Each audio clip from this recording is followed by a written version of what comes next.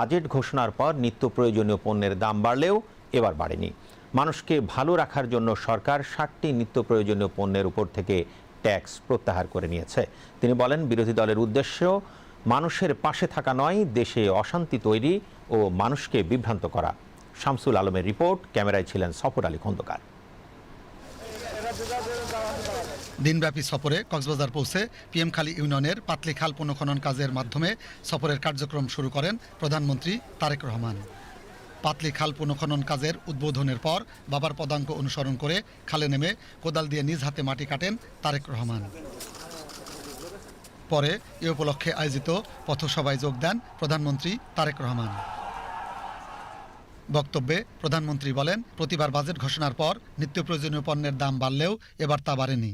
মানুষকে ভালো রাখার জন্য সরকার 60টি পণ্যের উপর থেকে ট্যাক্স প্রত্যাহার করে নিয়েছে। প্রতিবার বাজেটের সময় নিত্য প্রয়োজনীয় জিনিসের মূল্য পরের দিনই বৃদ্ধি পায়।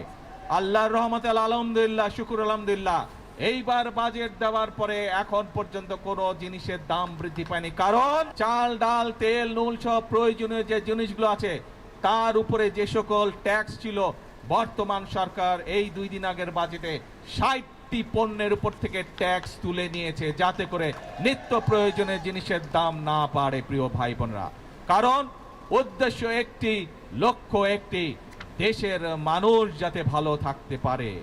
আমরা এই দেশের মানুষের চিকিৎসার ব্যবস্থা ঘরে ঘরে পৌঁছে দিতে চাই।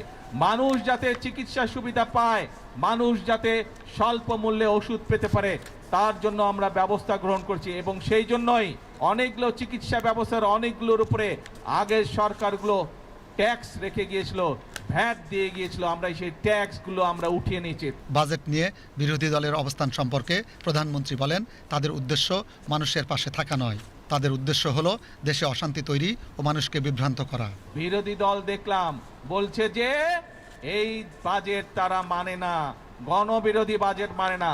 যেই বাজেটে ট্যাক্স কমানো হয় সেই বাজেটও বিরোধী দল মানে না। যেই বাজেটে মদের দাম বাড়ানো হয়, যেই বাজেটে সিগারেটের দাম বাড়ানো হয়, সেই বাজেটও বিরোধী দলের পছন্দ নয়। তাদের লক্ষ্য বা উদ্দেশ্য দেশের মানুষের পাশে দাঁড়ানো নয়, তাদের উদ্দেশ্য একটাই, তাদের লক্ষ্য একটাই, সেটা হচ্ছে দেশের মধ্যে একটি অস্থিতিশীলতা, অশান্তি তৈরি করা, মানুষকে বিভ্রান্ত করা। তারেক রহমান বলেন, বিএনপির রাজনীতি হলো দেশ ও দেশের মানুষের জন্য, দেশের মানুষের ভাগ্য উন্নয়ন করাই বিএনপির লক্ষ্য। আমাদের রাজনীতি হচ্ছে এই বাংলাদেশের জন্য, আমাদের রাজনীতি হচ্ছে এই বাংলাদেশের মানুষের জন্য। আমাদের সাথে জনগণের সমর্থন আছে বলেই যতক্ষণ আমাদের এই ধরে প্রাণ থাকবে, আমরা ততক্ষণ পর্যন্ত এই দেশ এবং এই দেশের মানুষের জন্যই কাজ করে যাব। এবং এই কাজের মাধ্যমেই আমরা চেষ্টা করব, সর্বোচ্চ শক্তিতে ইনশাল্লাহ চেষ্টা করব এই দেশের ভাগ্যের পরিবর্তন করার জন্য, এই দেশের মানুষের ভাগ্যের পরিবর্তন করার জন্য। কারণ এই দেশই হচ্ছে বিএনপির প্রথম ঠিকানা, এই দেশই হচ্ছে বিএনপির শেষ ঠিকানা।